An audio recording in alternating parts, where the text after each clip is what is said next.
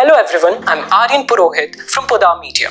Today I'm joined with a very special guest, Mr. Ranjish Wadhwa, who is currently the chairman of Apparatus. Hello sir. Hi. Sir, I want to ask you that you have been with Poddar Business School from the very start. Right. How was your experience here? See, it's been a very interesting journey. I had the good fortune of devising the curriculum along with other colleagues, and it was something in which we thought we should create something which stands the test of time, which actually is relevant today and is relevant even tomorrow.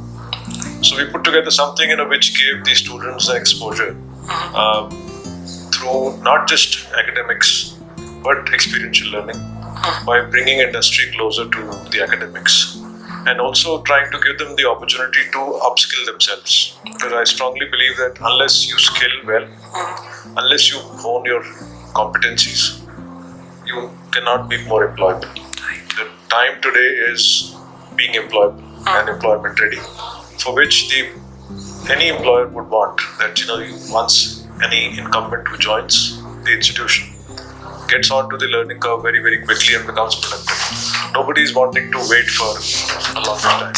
So the whole idea is that give them the right skills, which they are equipped with, whether it is advanced Excel, whether it is data analytics, whether it is Power BI, whether it is the power of understanding that the dynamics of running an enterprise, the startup culture.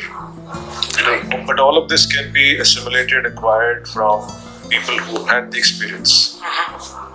So I want to ask that what is that one factor which sets Poddar Business School apart from the other institutes? Good question. I feel there are four aspects to it. One is education. For a fact, it has a great foundation for strong academics.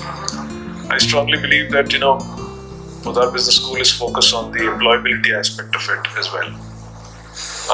Wherein we are churning out graduates, or postgraduates, who will be more employable, more readily employable. Third is empowerment.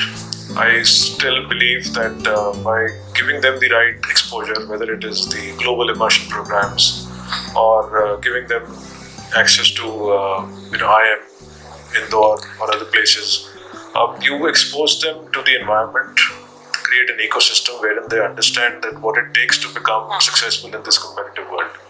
And fourth is environment. When I spoke with the students, I realized that they're very conscious about the environment.